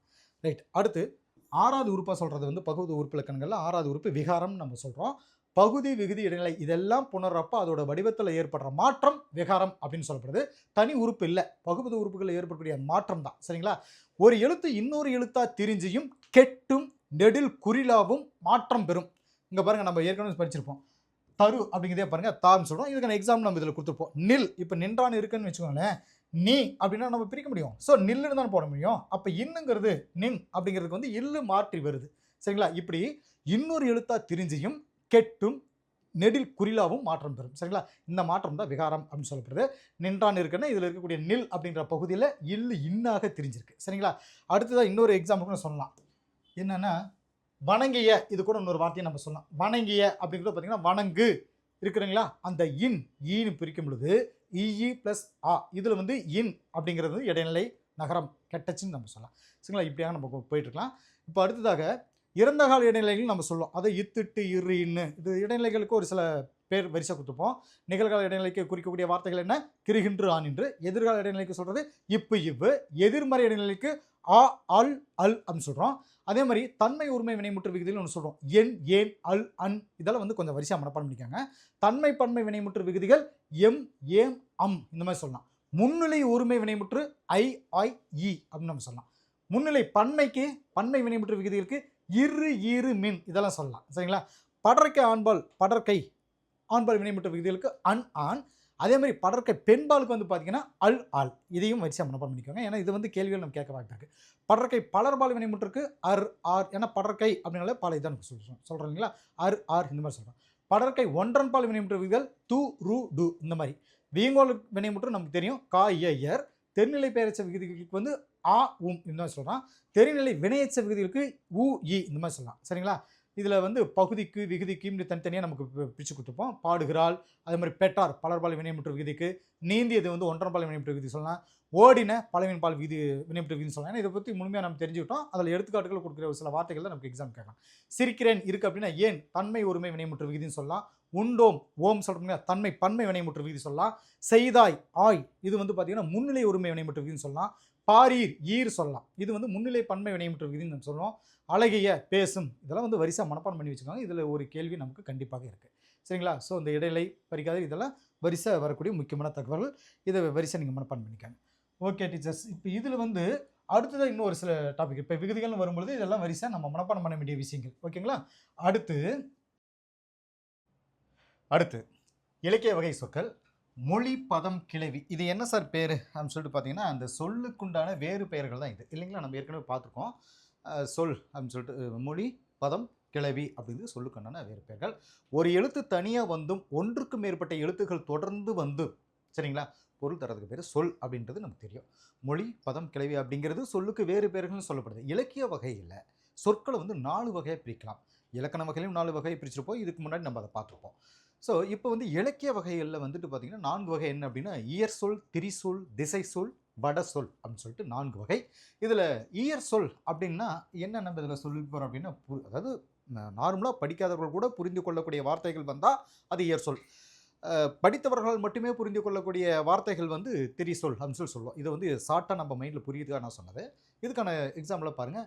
இயற் சொல் அப்படிங்கிறதுக்கு வந்து பாருங்கள் கப்பல், எழுதினான், படித்தான். புரியுங்களா? கப்பல், எழுதினான், படித்தான். இந்த சொற்களுடைய பொருள் இயல்பாகவே எல்லாருக்கும் விளங்கும். இப்படி எளிதில் பொருள் விளங்குற வகையில் அமைஞ்ச சொற்கள் இயற் சொற்கள் அப்படின்னு சொல்லப்படுது. இயற் சொற்கள் வந்து பார்த்திங்கன்னா பெயர், வினை, இடை, உரி அப்படின்னு 4 வகையில் வரும். கொடுத்துருப்போம். அதுக்குண்டான எக்ஸாம்பிள் அதில் கொடுத்துருக்கு. மண், பொன் அப்படின்னு சொல்லிட்டு வருது அப்படின்னா இது வந்து பெயர் இயற் சொல்னு சொல்கிறோம். நடந்தான், வந்தான் அப்படிங்கிறது வினை இயற் சொல் அப்படின்னு சொல்லி நம்ம சொல்கிறோம். இங்கே இருக்கக்கூடிய எக்ஸாம்பிள் பாருங்கள். அவனை, அவனால் இது வந்து இடை. இந்த நை, ஐ, ஆள் இதில் வருது. உரி, மாநகர்ன்ற இடத்துல மா அப்படின்னு சொல்லிட்டு சொல்லுவோம். ஸோ இந்த மாதிரி 4 இடங்களில் வந்துட்டு இது நமக்கு வரும். சரிங்களா? இப்போ அடுத்து திரிசொல் அப்படின்னா என்ன? திரிசொல் அப்படிங்கிறது அழுவம். இங்கே இருக்கக்கூடிய வார்த்தைகள் பாருங்கள். அழுவம் இருக்கு இல்லைங்களா? அதே மாதிரி வங்கூல் அதனுடைய பொருள் என்ன? வங்கூல் அப்படின்னா காற்று. வங்கூல் அப்படின்னா காற்று. அழுவம் கடல். சரிங்களா? சாற்றினான் இது வந்து சொன்னான் அப்படின்னு சொல்லிட்டு. உருபயன் அப்படிங்கிறது பார்த்தீங்கன்னா மிகுந்த பயன். உருபயன் மிகுந்த பயன். இந்த மாதிரி கற்போருக்கு மட்டும் விளங்குற மாதிரி வரக்கூடிய அந்த சொல் வந்து திரிசொல் அப்படின்னு சொல்லப்படுது. திரிசொல் பார்த்தீங்கன்னாலும் பெயர், வினை, இடை, உரி அப்படின்னு 4 வகையிலையும் வரும். சரிங்களா? இதுவும் 4 வகையில் வரும். அது என்ன அப்படிங்கிறத நம்ம இப்போ பார்த்துடலாம். பாருங்கள், பெயருக்கு வந்து அழுவம், வங்கம் அப்படிங்கிறது நம்ம இதில் எக்ஸாம்பிளாக கொடுத்துருக்கு. அழுவம், வங்கம் அது வந்து பெயர் திரிசொல். இயம்பினான் பயின்றால் வினை திரிசொல். இங்கே வரக்கூடியதில் இடை சொல் வந்து அன்ன, மான இதெல்லாம் இடை திரிசொல் சொல்லுவோம். சரி, திரிசொற்கள் அப்படின்னு சொல்லிட்டு பார்த்தீங்கன்னா 2 வகை திரிசொற்கள் இருக்குது. அதில் என்ன அப்படின்னா ஒரு பொருள் குறித்த பல திரிசொல், பல பொருள் குறித்த ஒரு திரிசொல் அப்படின்னு சொல்லிட்டு 2 வகை இதில் இருக்குது. வங்கம், அம்பி, நாவாய் இதெல்லாம் கப்பல் அப்படின்ற ஒரே பொருளை தரதால இது ஒரு பொருள் குறித்த பல திரிசொல் அப்படின்னு சொல்லப்படுது. கப்பலுக்கு வேறு பேர்கள் இது பாருங்கள், நல்லா நோட் பண்ணி மனப்பாடம் பண்ணிக்கோங்க. இந்த மாதிரி ஏரியாவில் இருந்து தான் இந்த மாதிரி கேள்விகள் எடுக்கிறாங்க. சரிங்களா? இதுவும் இதழ் அப்படிங்கிறதுக்கு வந்து என்னென்ன சொல்கிறோம் அப்படின்னா பூவினுடைய இதழ், உதடுகளுக்கு பேர் இதழ், கண் இமை இருக்குது பாருங்கள் அதுக்கு பேரும் இதழ்லாம், பனை ஏடு அதுக்கும் இதழ்லாம், நாளிதழ் வருது பாருங்க அதுக்கும் இதெல்லாம் அப்படின்னு சொல்லிட்டு இதெல்லாம் பல பொருள் தரதால பல பொருள் குறித்த ஒரு திரிசொல் அப்படின்னு சொல்லப்படுது. 3வது திசைச்சொல். திசைச்சொல் பார்த்தீங்கன்னா சாவி, சன்னல், பண்டிகை, ரயில் இதெல்லாம் வந்து எக்ஸாம்பிளாக நம்ம சொல்கிறது. இதெல்லாம் பார்த்திங்க அப்படின்னா தமிழ் சொற்கள் எல்லாமே இல்லை. அதாவது என்ன பிறமொழி சொற்கள்லேருந்து வந்த வார்த்தைகள் இதெல்லாம் தமிழ் சொற்கள்லாம் நம்ம பயன்படுத்தணும். அது தமிழ் சொல் நம்ம நினச்சிட்டு இருக்கோம். வடமொழி தவிர மற்ற மொழிகளிலிருந்து வந்து தமிழில் வரக்கூடிய சொற்கள் திசை சொற்கள் அப்படின்னு சொல்லப்படுது. முன்னாடி காலத்தில் பார்த்திங்கன்னா பாண்டி நாட்டை தவிர தமிழ்நாட்டுடைய பிற பகுதிகளில் வழக்கத்தில் இருந்த சில வார்த்தைகள் பார்த்திங்க அப்படின்னா கேணி, கிணறு. இதனுடைய பொருள் பார்த்திங்கன்னா 3 சிலினா கேணி அப்படின்னா கிணறு, பெற்றம் பசு, குண்டுரா பெற்றம் இது வந்து பசு. இது நல்லா மனப்பாடம் பண்ணிக்காங்க, எக்ஸாம் பரவாயில்லை. அடுத்து வட சொல் அப்படின்னு சொல்லிட்டு பார்த்தீங்கன்னா வட சொல் அப்படிங்கிறது வருடம், மாதம், கமலம், விடம், சக்கரம். இந்த சொற்களும் பார்த்திங்கன்னா தமிழ் வழக்கத்தில் இருந்தாலும் கூட இதெல்லாம் தமிழ் சொற்கள் இல்லை. இதெல்லாமே வந்து வடமொழி அப்படின்னு சொல்லப்படுது. சமஸ்கிருத மொழி சொற்கள் அப்படின்றத இதை சொல்லுவோம். கமலம் அப்படின்னா இதனுடைய பொருள் என்ன? தாமரை இல்லைங்களா? கமலம் அப்படின்னா தாமரை. விஷம் அதாவது அதை விடம் அப்படின்னு சொல்கிறோம் இல்லைங்களா? இது வந்து நஞ்சு. தமிழில் வந்து நஞ்சு தான். புஷ்பம் அப்படிங்கிறது மலரை குடிக்கக்கூடிய வார்த்தை. அதையே என்ன சொல்கிறாங்கன்னா புட்பம் அப்படின்னு நம்ம எழுதுவோம். புஷ்பங்கிறது புட்பம் அப்படின்னு நம்ம எழுதலாம். சரி, இப்போ இதில் என்ன இங்கே 2 விஷயம் இருக்குது அப்படின்னா தற்சமம், தற்பவம் அப்படிங்கிறது இருக்குது. அதுக்கு முன்னாடி பார்த்தீங்கன்னா வடமொழியிலேருந்து தமிழில் இடம்பெறக்கூடிய சொற்கள் வட சொற்கள் அப்படின்னு சொல்லப்படுது. வட சொற்களை வந்து தற்சமம், தற்பவம் அப்படின்னு 2 வகை பிரிப்பாங்க. அதாவது கமலம், அலங்காரம் இந்த சொற்கள் எல்லாமே பார்த்தீங்கன்னா வடமொழியில் இருக்கிற மாதிரி தமிழில் எழுதுறத தற்சமம் அப்படின்னு சொல்லுவோம். சரிங்களா?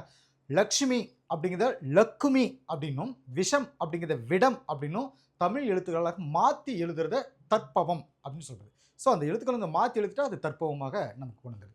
அடுத்து பாருங்க, புறப்பொருள் வெண்பா, அதாவது புறப்பொருள் இலக்கணம் அப்படிங்கிறதுலேருந்து, புறப்பொருள் வெண்பாமாலைங்கிறது அடிக்கடி வரக்கூடிய வார்த்தைகள் தான் நமக்கு. புறப்பொருள் இலக்கணத்தில் வந்து நம்ம பார்க்கக்கூடியது என்னென்னா 12 புறத்தணைகள் பற்றி நம்ம இதில் பார்ப்போம். புறத்தணைகள் வந்து பார்த்திங்கன்னா வெச்சி முதலாக 12 வகைப்படுதுன்னு சொல்லுவோம். வெச்சி அப்படிங்கிறது என்ன? இப்போ இதுக்கு ஒரு ஷார்ட்கட்டாக ஃபஸ்ட் நான் சொல்லிடுறேன் பாருங்கள். இங்கே இருக்கிறது வந்து 2 பிரிச்சுக்கோங்க. இப்போ வெச்சி கரந்தை, சரிங்களா? இந்த ஷார்ட்கட் வந்து நான் ஏற்கனவே சொல்லியிருப்பேன். இது வந்து மாடு, மாடு அப்படின்னு மேலே வச்சுக்கோங்க. நிறை அப்படின்னா மாடு கூட்டம் அப்படிங்கிறது பேர். இப்போ இங்கே என்னென்னா வெச்சி கரந்தை மாடு, வஞ்சி காஞ்சி மண், நொச்சி உளிஞ்சை மதில், தும்பை வாகை வெற்றி. இது எப்படி சார், இது எதுக்காக நம்ம சொல்லியிருக்கோம் அப்படின்னா, இது ஒரு ஷார்ட்கட்டுக்காக மைண்டில் வச்சுக்கோங்க. மாடு, மண், ஓகேங்களா, மதில், மதில், விண்ணு இப்படி மைண்டில் வச்சுக்கோங்க. இது என்ன சார் தமிழ் கிராமரில் இங்கிலீஷ் வார்த்தையா? ஒரு ரைமிங் இருக்கட்டுமே அப்படிங்கிறத கொண்டு வந்தேன். மாடு, மண், மதில், விண்ணு. விண்ணு அப்படின்னா என்ன? வெற்றி தானே. ஸோ இதை வந்து நான் எப்படி இது உங்கள் மைண்டில் நிற்கணும் அப்படிங்கிறது இந்த ஷார்ட்கட் கொண்டு வந்திருக்கு. என்ன அப்படின்னா, இந்த மாடு, மண், மாட்டுக்காக சண்டை போட்டது அப்படின்னா அந்த வெச்சி கரந்தை இதை வச்சு நம்ம சொல்லலாம். எப்படின்னா, ஆண் நிறைகள், இப்போ ஒரு நாட்டு மீது படையெடுத்து போகக்கூடிய மன்னன் வந்து என்ன பண்ணுவாங்கன்னா, ஒரு குறிப்பிட்ட தூரத்தில் வந்து நின்றுட்டு அந்த நாட்டு மக்கள்கிட்ட இருக்கக்கூடிய அந்த பெண்களுக்கோ குழந்தைகளுக்கோ அங்கே இருக்கக்கூடிய பசுக்களுக்கு தீங்கு நேராத வண்ணம் அதை முதல்ல சேஃப்டி பண்ணிட்டு போரே எடுப்பான், படையே எடுப்பான். அப்படிங்கிறது வந்து அந்த போர் காலகட்டங்களில் இருக்கக்கூடிய சில ரூல்ஸ். சரி, இப்போ இங்கே என்ன வெச்சி எதுக்காக அப்படின்னா, மக்கள் வந்து பார்த்திங்கன்னா சின்ன சின்ன குழுக்களாக வாழ்ந்த காலகட்டத்தில் ஆண் நிறைகள் மாடுகளை சொத்தாக நினச்சிட்டு இருந்தாங்க. இப்போ இன்றைக்கி வந்து உங்ககிட்ட எவ்வளோ சொத்து இருக்குது, பேங்க் பேலன்ஸ் இருக்குது, உங்கள் காரு பங்களா இதெல்லாம் பார்த்து நம்ம முடிவு பண்ணுறோம். பட் அந்த காலத்தில் ஒருத்தர் எவ்வளோ வசதியாக இருக்காங்கன்றனா அவங்ககிட்ட இருக்கக்கூடிய மாடுகளுடைய எண்ணிக்கையை வச்சு தான் இவங்க பெரிய ஆளுங்க அப்படிங்கிற மாதிரி கொடுப்பாங்க, நினச்சி வச்சுருப்பாங்க. ஸோ மாடுகள் வந்து ஒரு சொத்தாக நினச்சிருப்பாங்க. ஒரு குழு, ஒரு ஒரு குரூப்பு கிட்ட இருந்து இன்னொரு குழு கிட்ட ஆணிரைகளை கவர்றது வழக்கமாக இருந்துச்சு. கவர்றதை திருடிட்டு போகிறதாங்க வழக்கமாக இருந்துச்சு. ஸோ ஆணிரைகளை கவர்ந்துட்டு வர்றதுக்காக வெச்சி பூ சூடிட்டு போவாங்க. வெச்சி பூ சூடிட்டு, சரிங்களா? ஆணிரைகளை கவர்தல் வெச்சி திணை அப்படின்னு சொல்லப்படுது.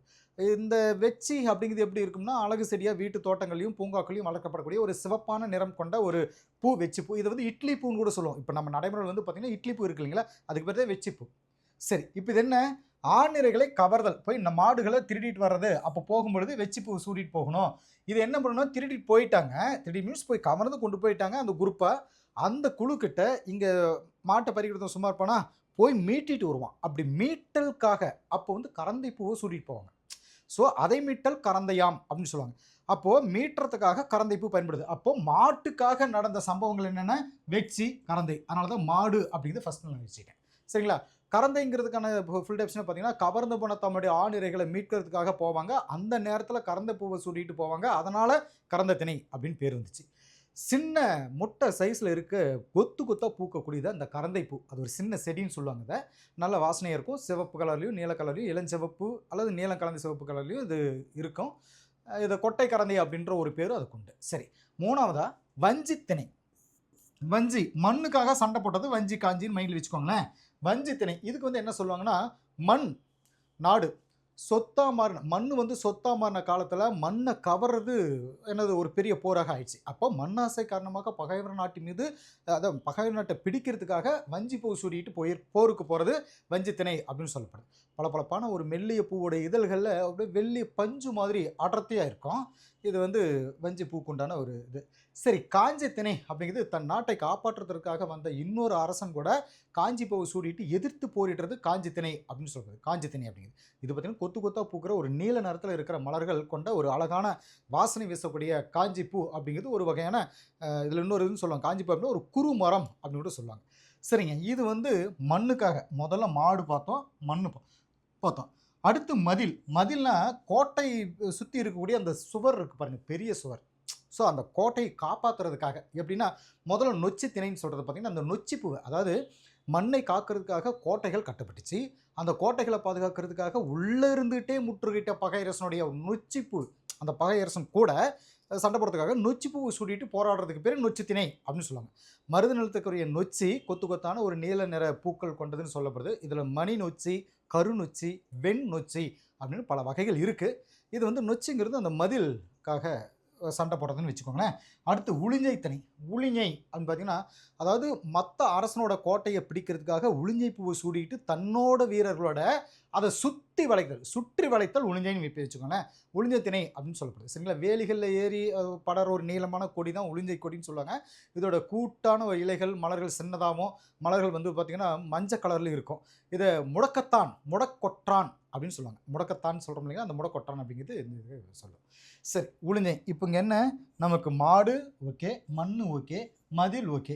இப்போ அடுத்து விண்ணு தான் இல்லைங்களா? ஸோ அந்த விண் அப்படிங்கிறது வெற்றி அப்படின்னா தும்பைப்பூ சூடிட்டு பகைவேந்தர் 2 பேருமே போர்க்களத்தில் தன்னுடைய வலிமையை வந்து யார் பெரிய ஆள் அப்படின்னு சொல்லி வலிமையை பெருசுன்னு நினைச்சு தன்னுடைய வீரர்களுடைய தும்பப்பூவை சூடிட்டு போர்க்களத்தில் ஒருத்தர் போரிடுறது தும்பைப்பூ. சரிங்க, தும்பைத்தனை அப்படின்னு சொல்லப்படுது. போர் செய்கிற அரசர்கள் 2 பேரும் தும்பைப்பூ மாலையை சூடிட்டு இருப்பாங்க. போர் திணைகள் படிப்படியாக வளர்ந்த நிலையில் போரை தொடங்குற நிகழ்வாக ஆணிரைகள் கவர்தல் அப்படிங்கிறது கொண்டு வரப்பட்டது. எல்லா இடங்களையும் கூடியதுன்னு சொல்லுவாங்க. தூய்மையான வெண்ணிற மலர்களாக இருக்கிற சின்ன செடி தும்பை அப்படின்னு சொல்லப்படுது. சரிங்களா? இப்போ கடைசியாக என்ன ஆகுனா, வாகைனாலே வெற்றி தானே. போரில் வெற்றி பெற்ற மன்னன் வாகைப்பூ சூடி மகிழ்றது வாகை திணை அப்படின்னு சொல்லுவாங்க. வாகை அப்படின்னா வெற்றி, அதாவது மங்குன கலரில் வெண்ணிற நரம் கொண்ட ஒரு நறுமணம், ஒரு என்ன சொல்றது, ஒரு வாசனை கொண்ட ஒரு கொத்தாக மலரக்கூடிய பூ வாகைப்பூன்னு சொல்லுவாங்க. இது வந்து இப்போ இங்கே 8 இருக்கு இல்லைங்களா, இந்த 8க்கும் வந்து நம்ம ஒரு ஷார்ட்கட்டாக சொன்னது என்ன அப்படின்னா, மாடு, மண், மதில், விண்ணு அப்படின்ற விஷயத்தை மெயில் வச்சுக்கோங்க. அடுத்து 12ல் 8 போயிடுச்சா, மீதி 4 இருக்கா, அதில் ஒன்று பாடான் திணை. பாடான் ஆளுமையரை, அதாவது பாடுறதுக்கு தகுதி இருக்கக்கூடிய ஒரு ஆளுமையாளர்னா ஒரு பெரிய ஆளோட கல்வி, வீரம், செல்வம், புகழ், கருணை இது எல்லாத்தையும் பற்றி போற்றி பாடுறது பாடான் திணை அப்படின்னு சொல்லப்படுது. பாடு கூட்டல் திணை, ஸோ பாடான் திணை அப்படின்னு சொல்லப்படுது. சரிங்களா? இது வந்து பாடானுக்கு உண்டான டெஃபினிஷன். அடுத்து பாருங்கள், பொதுவியல் திணை, அதாவது சொல்லாததையும் அப்படின்ற ஒரு பேர் போட்டிருக்கு. எதுக்காக அப்படின்னா, வெச்சி முதல் பாடான் வரைக்கும் இருக்கிற புற திணைகள் இருக்கு பாருங்க, அதில் இருக்கக்கூடிய அந்த பொதுவானவற்றையும் அதில் சொல்லாததையும் சொல்கிறது பொதுவியல் திணை அப்படின்னு சொல்லிட்டு சொல்லுவாங்க. சரிங்களா? ரைட். அடுத்து கைக்கிளைங்கிறது ஒருதலை காமம், பெருந்திணைங்கிறது பொருந்தா காமம். That's it. ஸோ இந்த 12 வந்து இந்த புறத்திணைகளை எங்கள் மனப்பாடம் பண்ணிக்கிறேன். சரிங்க, இப்போ இந்த டைட்டிலில் நமக்கு ஒரு சிலது கொடுத்துருப்பாங்க. ஒரு சில பேர் என்னென்னா மரு அப்படிங்கிறது கொடுத்துருப்பாங்க. மரு அப்படின்னா அந்த ஒரு ஊருடைய பேர், சுருங்கின வடிவம் சொல்கிறது. இப்போ தஞ்சை அப்படிங்கிறது எந்த ஊரை சொல்லுவோம்? தஞ்சாவூர் இல்லைங்களா? இது கொஞ்சம் அப்படியே மனப்பாடம் பண்ணிக்கோங்க. இது ஒரு சிலது புரியும், ஒரு சிலது உங்களுக்கு கொஞ்சம் டவுட்டாக இருக்குது, நீங்கள் மனப்பாடம் பண்ணிக்கோங்க. புதுகை அப்படிங்கிறது, புதுகைனா புதுக்கோட்டை. அதுவே புதுவை அப்படின்னு போட்டிங்கன்னா அது புதுச்சேரி. புதுவைன்னு ஒன்று இருக்குது பாருங்க இந்த இடத்துல. ஸோ அது புதுச்சேரி. இங்கே புதுக்கை போடும் பொழுது பார்த்திங்கன்னா புதுக்கோட்டை அப்படின்னு சொல்கிறது. திருச்சிராப்பள்ளி, திருச்சி. உதகமண்டலம். கோவை, கோயம்புத்தூர், இதெல்லாம் நமக்கு நல்லா தெரியும், அந்த பேரில் இருக்குது. நாகப்பட்டினம், இது நல்லா தெரியும். புதுவை, புதுச்சேரி தான் முன்ன பார்த்தது. குடந்தை, குடந்தைங்கிறது கும்பகோணம். நெல்லை, திருநெல்வேலி. சரிங்களா? மண்ணைங்கிறது மன்னார்குடி. மயிலை, மயிலாப்பூர். சைதாப்பேட்டை. அவ்வளோதாங்க. இதை மட்டும் கொஞ்சம் எக்ஸ்ட்ராவாக நம்ம அதில் கொடுத்துருப்பாங்க, அதை மனப்பாடம் பண்ணிக்காங்க. அடுத்து யாப்பு இலக்கணம். யாப்பு அப்படின்னு பார்த்தீங்கன்னா, பாவலர்கள் தங்களுடைய உள்ளத்தில் தோன்றக்கூடிய கருத்துக்களை பாடல்களாக படைக்கிறாங்க. குறிப்பிட்ட வடிவத்தில் இலக்கணத்தில் உட்பட்டு எழுதப்படுற கவிதைகளை மரபு கவிதைகள் அப்படின்னு சொல்லுவாங்க. இலக்கண கட்டுப்பாடுகள் இல்லாமல் கருத்துக்கு மட்டும் முன்னுரிமை கொடுத்து எழுதப்படுற கவிதைகளை புது கவிதைகள் அப்படின்னு சொல்லப்படுது. சரிங்களா? மரபு கவிதைகள் எழுதுறதுக்கான இலக்கணம் யாப்பு இலக்கணம் அப்படின்னு சொல்லப்படுறாங்க. யாப்புக்கு இது ஒரு ஸ்பெஷல் இருக்குது. யாப்பு இலக்கணத்தப்படி செய்யுளுக்கு உரிய உறுப்புகள் 6: எழுத்து, அசை, சீர், தலை, அடி, தொடை, விகற்பம். முதல்ல எழுத்து அப்படிங்கிறத நம்ம பார்க்க போகிறோம். எழுத்து அப்படிங்கிறது பார்த்தீங்கன்னா, நமக்கு யாப்பு இலக்கணத்தப்படி எழுத்துக்கள் வந்து 3ஆக பிரிச்சிருப்பாங்க. ஒன்று குறில், உயிர்குறில், உயிர்மெய் குறில். நெடில், உயிர் நெடில், உயிர்மெய் நெடில். இன்னொன்று பார்த்தீங்கன்னா ஒற்று, மெய் எழுத்து, ஆயுத எழுத்துல சொல்லுவாங்க. ஒற்று அப்படின்னா புள்ளி வச்ச எழுத்துன்னு வச்சுக்கோங்களேன். இப்போ கா இருக்குது அப்படின்னா இது வந்து ஒற்றுன்னு சொல்கிறோம். இக்கு அந்த புள்ளி வச்ச எழுத்துக்கு பேர் வந்து வேல்யூ இல்லை. அங்கே அசை பிரிக்கும்போது அதுக்கு வேல்யூ இல்லாமல் போயிடும். சரி, இது வந்து 3 வகைகளில் இருக்கிற விஷயத்தை நம்ம சொல்லிட்டோம். அடுத்து அசை அப்படின்னு என்னன்றது பார்ப்போம். இது வந்து 2 வகை அசை. அதாவது என்ன அப்படின்னா, எழுத்துக்கள் ஒன்றோ சிலவோ சேர்ந்து அமைகிறது அசை. இது 2 வகைப்படும். இது வந்து நேரசை, நிறையசை அப்படின்னு சொல்லுவோம்.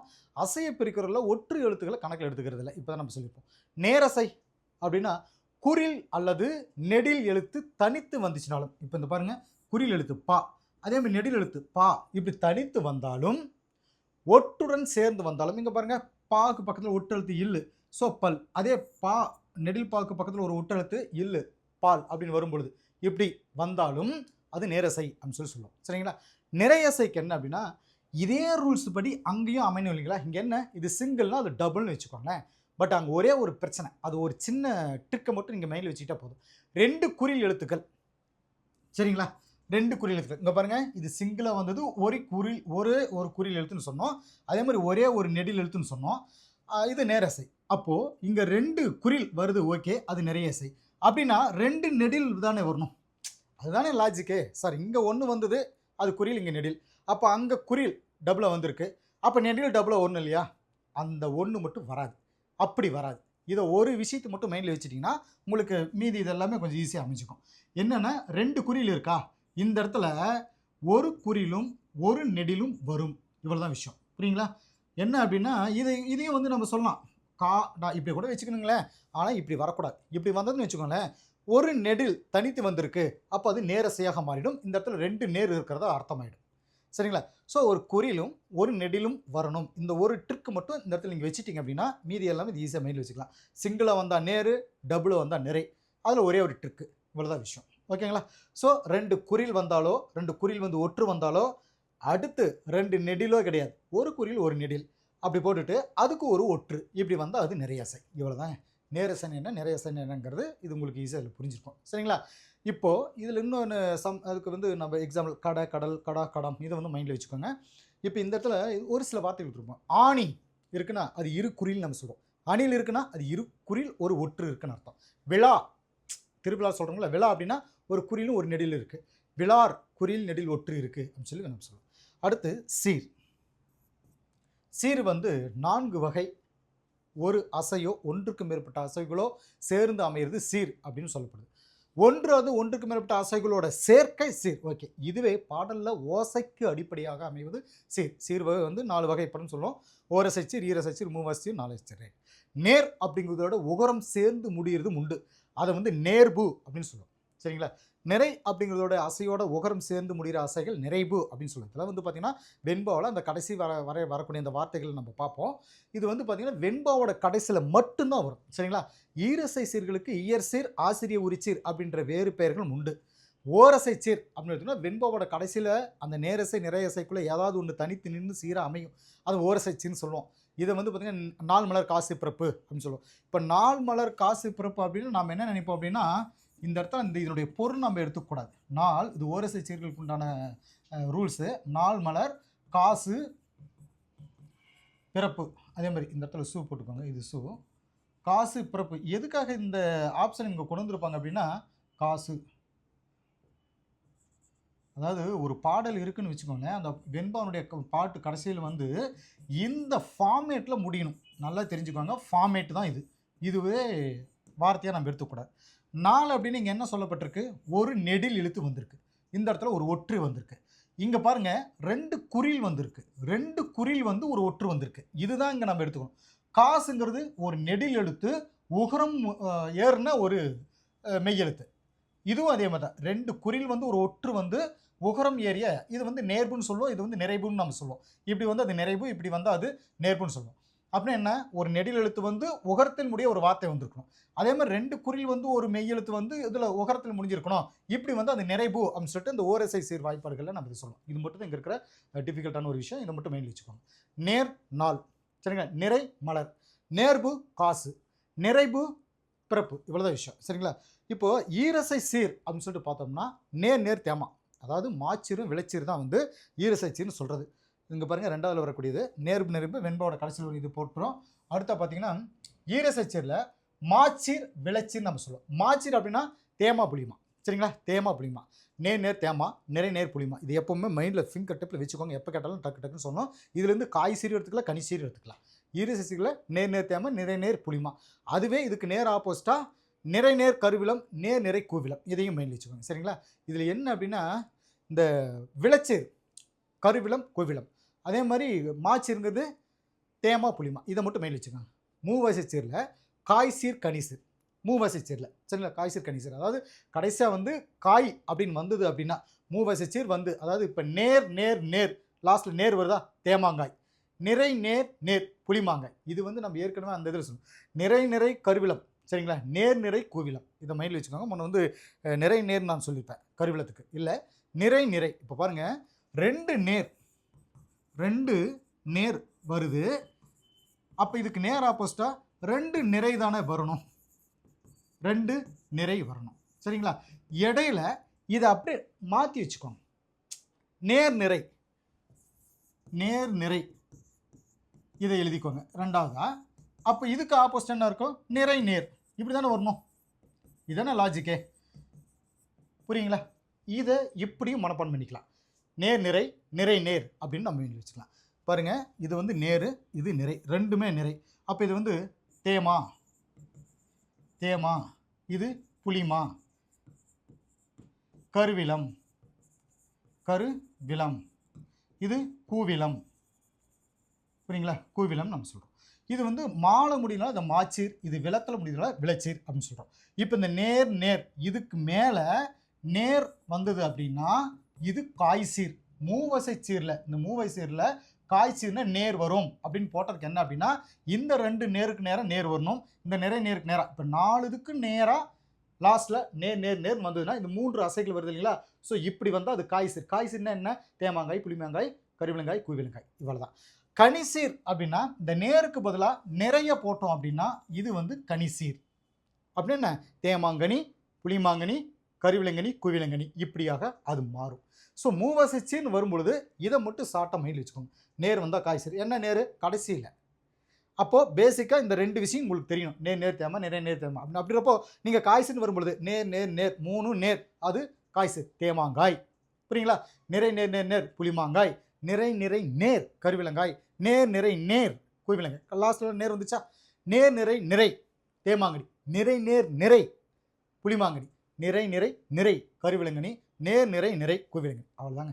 இவ்வளோ தான் இருக்குது இதில் இருக்குது. இந்த விஷயத்தை மட்டும் வச்சுட்டிங்கன்னா ஈரசைச்சீர் ஈஸியாக மைண்டில் நின்றுச்சு அப்படின்னா மூவசைச்சீரில் வரக்கூடிய காய்சீர் கனிசீர் ஈஸியாக மைண்டில் வந்துடும். சரிங்களா? இப்போ அடுத்து இதில் இன்னும் ஒரு சில விஷயங்கள் நம்ம சொல்லுவோம். நேர் நிறை நிறை கூவிலங்கன்னு சொல்லியிருக்கீங்களா? காய்சீர்களை வெண்சீர்கள் அப்படின்னு சொல்லப்படுது. மூவசை சீர்கள் அடுத்து நேரசையோ அல்லது நிறையசையோ சேர்றப்ப 4 சீர் தோன்றுது. அழகீட்டு வாய்ப்பாடு கூறுதல் வந்து பார்த்திங்கன்னா வெண்பால இயற்சீரும் வெண்சீர் மட்டுமே வரும், மற்ற சீர்கள் வராது. தலைகளில் இயற்சீர் மண்டலியும் வெண்சீர் மண்டலியும் மட்டுமே வரும். ஈட்டடியோடைய ஈட்டுச்சீர் ஓரசை சீர்களில் முடியும். வெண்பான்னு வரும்பொழுது பார்த்தீங்கன்னா அதான் 4 மலர் காசு பிறப்புன்னு நம்ம சொல்லியிருப்போம். இப்போ அழகிட்டு வாய்ப்பாடு கூறுகள் பாருங்க. பிற நாணத்தக்கது தான் நாண நாயின் அறம் நாணத்தக்கதுடைத்து. இதில் வந்து பாருங்கள் நம்ம பிரித்து நம்ம எழுதுகிறோம். இப்போ என்னென்ன எழுத போகிறோம் அப்படின்னா பிறர். இப்போ இங்கே பாருங்கள், குறில்னு தனியாக வந்தால் அந்த இடத்துல கோடு போடக்கூடாது. சரிங்களா? நெடில் வந்தால் கோடு போடலாம். அப்போது 2 நெடில் 2 குறில் வந்து ஒற்று வந்தாலும் அந்த இடத்துல கோடு போட்டுக்கணும். அப்போ நம்ம இங்கே என்ன பண்ணிடுறோம்? பிறர் நேரசை. இந்த இடத்துல ரெண்டு குறில் வந்து ஒரு ஒற்று வந்திருக்கு இல்லைங்களா? இது நிறையசை. இப்போது நெடில் தனியாக வந்திருக்கு. அப்போ இதை ஒரு கோடு போட்டுக்கலாம். சரிங்களா? ஒரே ஒரு ரூல்ஸ் என்ன அப்படின்னா குறிலுக்கு நேராக கோடு போடக்கூடாது. ஆனால் லாஸ்ட்டில் தனியாக குறில் இருக்குதுன்னு வச்சுக்கோங்களேன், அந்த இடத்துல வந்து இங்கே கோடு போட்டுக்கலாம். அது வேறு சூழ்நிலை இல்லை. அந்த இடத்துல 2 குறில் வந்து ஒரு ஒற்று வந்திருக்கு, அப்போ அங்கே ஒரு தனியாக ஒரு குறில் இருக்குது அப்படின்னா அந்த இடத்துல வேணால் நம்ம கோடு போடலாம். சரிங்களா? சரி, இப்போ இங்கே கோடு போடும்போது பார்த்தீங்கன்னா இந்த இடத்துல என்ன 2 குறில் வந்து ஒரு ஒற்று வந்திருக்கு, இது வந்து நிறை. நெடில் தனித்து வந்தால் நேர், அதே மாதிரி நெடில் தனித்து வந்து ஒற்று வந்தாலும் அது நேர். ஸோ இந்த இடத்துல ஃபஸ்ட் நம்ம நிறை போட்டுக்கிறோம், இது நேர் போட்டுக்கிறோம், இங்கே நேர் போட்டுக்கிறோம். தக்கது இருக்குது. குறில் தனித்து அந்த இடத்துல பக்கத்தில் கோடு போடக்கூடாது. ஒற்று இருக்குது. அப்போ ஒற்று இருக்கும்போது நம்ம இந்த இடத்துல போடலாம். இப்படி ஒற்று குறில் தனித்து வந்து ஒற்று வந்தால் அது நேர். இந்த இடத்துல போட்டுக்கிறோம். சரிங்களா? இது நேர். கா து இது ரெண்டும் பார்த்தீங்க அப்படின்னா குறில், ரெண்டுமே குறில். அப்போது 2 குறில் இரட்டித்து வரும்போது அது நிறை இல்லைங்களா? இப்போ இதுலேயும் இன்னொரு விஷயம் பாருங்கள். நேர் நிறை என்ன? கூவிலமா? இப்போ 3 அசை இந்த இடத்துல நமக்கு வந்திருக்கு. நிறை நேர் நேர். நேர் வந்தால் காய்சீர். அப்போ இது வந்து கண்டிப்பாக காய்சீரில் தானே வரும். அப்போது நிறை நேர் என்ன? நேர் நேர் தேமா, நிறை நேர் புளிமா. அப்போ காய்சீல் வந்திருக்கு புளிமாங்காய் அப்படிங்கிறது இந்த இடத்துல நம்ம மைண்டில் வச்சுக்கணும். நேர் நிறை கோவிலம். சரி, இதை நம்ம பிரிப்போம். தான் நானா நாயின் அப்படின்னா இது வேறு வார்த்தை. இங்கே பாருங்கள், நம்ம குரல்னு வரும்பொழுது 4 சீர்கள் முதலடியில் வரணும். முதல் சீர், 2வது சீர், 3வது சீர். இந்த இடத்துல கொடுக்கும் இடம் இல்லைங்கிறனால கொஞ்சம் ஒட்டிட்டேன். ஸோ இது வந்து 4வது சீர். கீழே வந்து அரம்னான ஒரு சீர், தக்க ஒரு சீர், இங்கே துடைத்துன்றது ஒரு சீர். இப்போ தான் நானா அதை நம்ம பிரிக்கிறோம். அப்படி பிரிக்கும்போது இதில் வந்து நம்ம என்ன தானானாவில் வந்து ஒற்று எழுத்து நமக்கு வந்திருக்கு. ஒரு நெடில் தனித்து ஒற்று வந்திருக்கனால இந்த இடத்துல நம்ம போட்டுக்கிறோம். அப்போது நெடில் வந்தால், நெடில் வந்து ஒற்று வந்தால் நேர் இல்லைங்களா? ஸோ இந்த இடத்துல நேர் நான் போட்டுக்கிறேன்.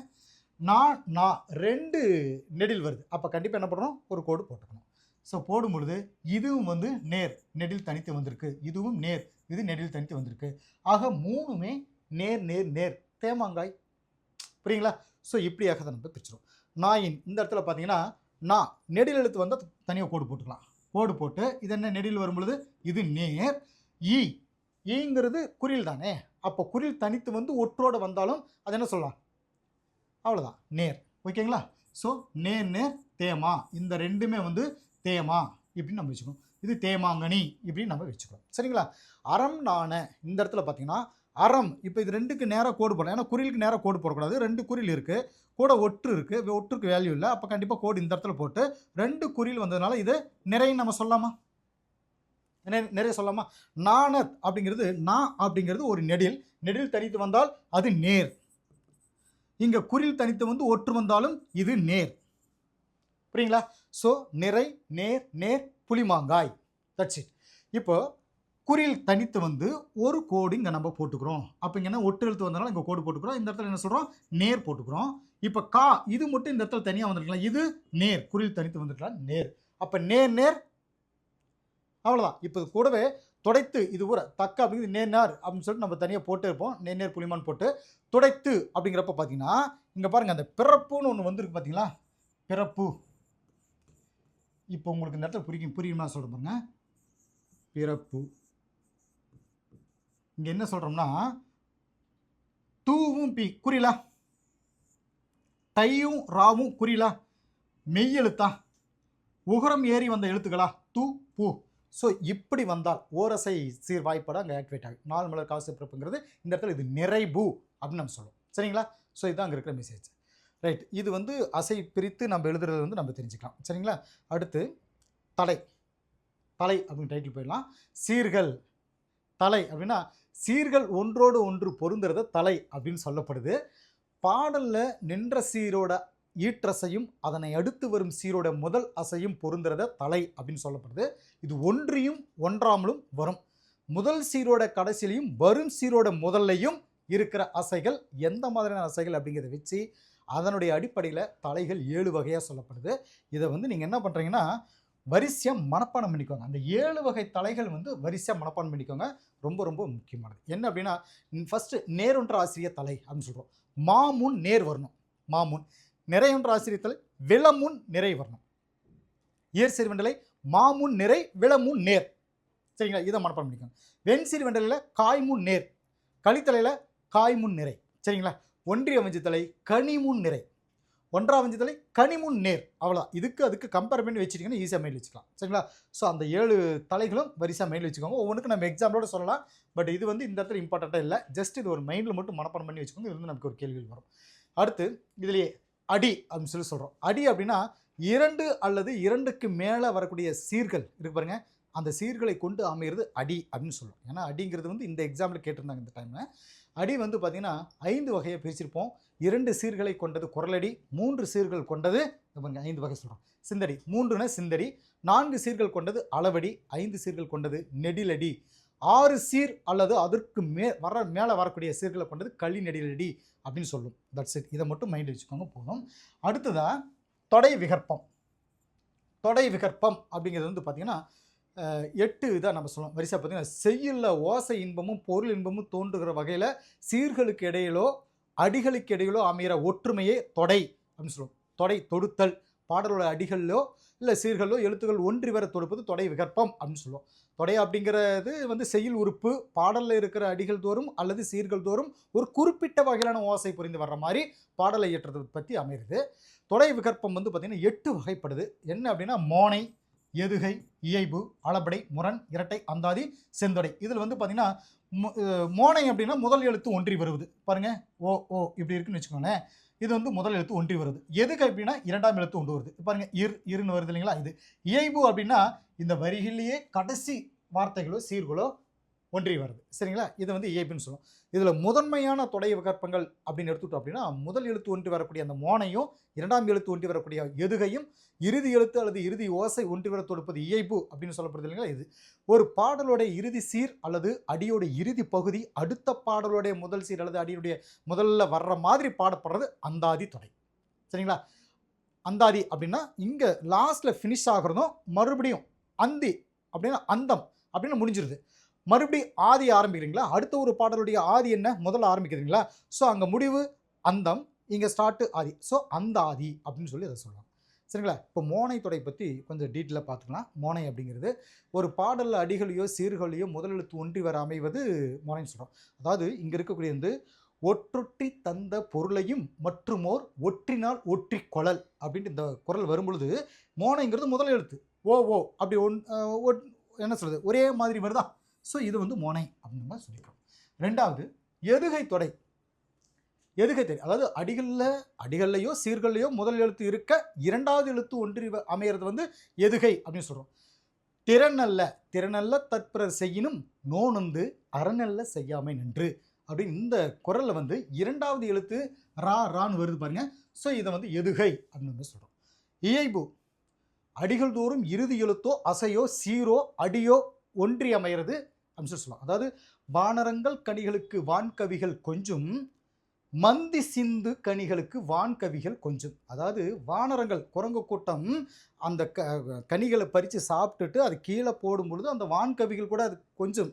சரி, மந்தி பெண் குரங்கு, மந்திங்கிறது பெண் குரங்கு, அவைகள் சிந்தும் கனிகள் கூட வான்கவிகள் கெஞ்சும் அப்படின்னு சொல்லிட்டு இந்த இதில் வரிசை போயிட்டுருக்கோம் சார். கடைசியாக கொஞ்சம் கெஞ்சும் வருது பாருங்க. இதை வந்து நமக்கு இயைபுகு நம்ம சொல்லுவாங்க. வெண்பாக்களால் அமைஞ்ச நூல்களுடைய பெயர்கள் வந்து பார்த்திங்கன்னா திருக்குறள், நாலடியார், முத்தொள்ளாயிரம், நல வெண்பா, நீதி வெண்பா அப்படின்னு சொல்லி நிறையா சொல்லலாம். பழமொழி, சிறுபஞ்ச மூலம் இது எல்லாத்தையும் கூட சொல்லலாம். சரிங்களா? ரைட்.